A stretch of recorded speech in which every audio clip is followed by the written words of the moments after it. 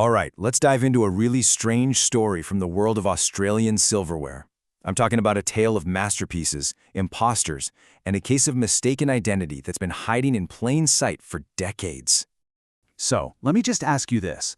What if you went to a museum, you're standing there in front of some celebrated treasure, only to find out the thing you're looking at is a total fake?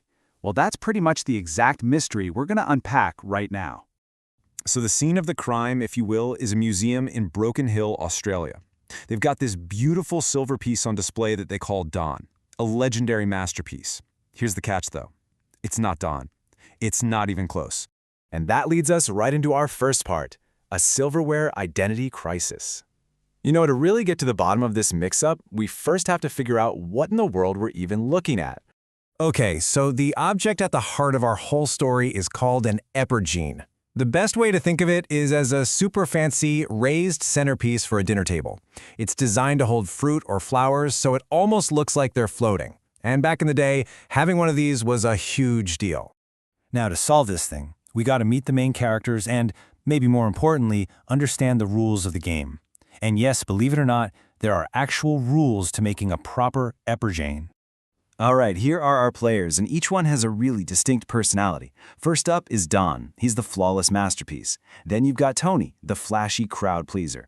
After him, there's Mick, the quirky wild card who's kind of just doing his own thing. And finally, there's Dudley. He's the one that's gone missing, a real ghost in our story. So, what separates a real Epergnes from just some silver statue?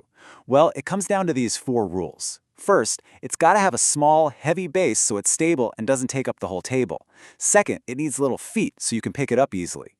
Third, any little figures on it have to look monumental and serious, not playful. And fourth, and this is the big one, it has to actually have a bowl to hold stuff. This little scorecard just perfectly lays out their personalities. You can see Don, the masterpiece, follows every single rule, a real straight arrow.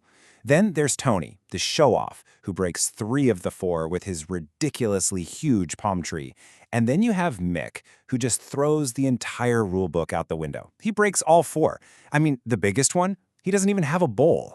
So you're probably asking, how did we end up with 3 pieces that are so wildly different from each other? Well, for that, we have to look at the guys who actually made them. A master, his successor, and a rogue apprentice. Okay, so it all kicks off in 1879 with a master silversmith, Henry Steiner. After a family tragedy, he sells his business to his foreman, a guy named Brunkhorst. And one of Brunkhorst's apprentices, a man named Brueggemann, eventually goes rogue and sets up his own shop in Broken Hill. I think you can probably see where this is headed. And here it is. This is the real Dawn, made by the master, Steiner himself, and it is just perfection. It follows every single rule, right down to the letter. From the small base to the serious figures. And get this, it doesn't have just one bowl, it has 7 of them. And this is Tony, made by Brunkhorst, the successor. You can see the difference right away, can't you? The base is enormous. It's the entire Broken Hill landscape. And holding the bowl up is this massive palm tree that, if it were real, would be like 40 stories tall. Brunkhorst was clearly trying to make a big splash, not follow the rules. Now, the story would have been pretty interesting right there, with just the master and his rule-breaking successor. But it takes another wild turn when one of those apprentices decides to just completely break away. So how in the world did this mix-up in Broken Hill even start? Okay, let's get into the good stuff. The Great Epergnes Switch. So that rogue apprentice, Brueggemann, he lands in Broken Hill in 1890. He's got the skills, he's got leftover parts from the old workshop, and he basically sets himself up as the town's very first silversmith. And he decides he's going to make his own masterpiece. And what he created is the piece we now call Mick. But Mick took rule-breaking to a whole new level. He broke the 4th and, let's be honest, the most important rule of an Epergnes. It had no bowl, none. It wasn't a centerpiece at all, it was just a statuette. So how does this bowlless statue get mistaken for a masterpiece? Well, it's a completely bizarre story.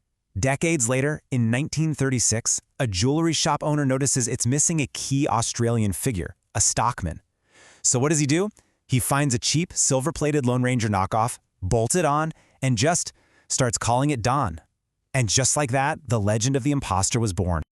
I mean, when you put them side by side, the whole thing is almost laughable. The imposter, Mick, is shorter, has this random knockoff cowboy and 0 bowls.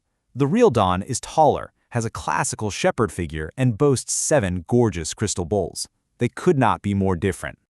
So, with Mick just hanging out in Broken Hill pretending to be Don for all those years, what happened to the real thing? Well, in our final section, the truth finally comes out. It's time for the real Don to stand up.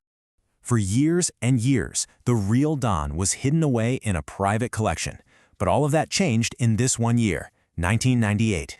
In 1998, Henry Steiner's own grandson donated the actual Don to the Powerhouse Museum in Sydney.